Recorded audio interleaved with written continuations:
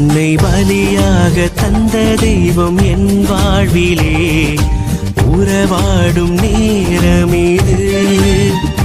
தெய்வ நிலை பற்றி கொள்ளாமல் இறங்கி வந்து இணைகின்ற காலமீது.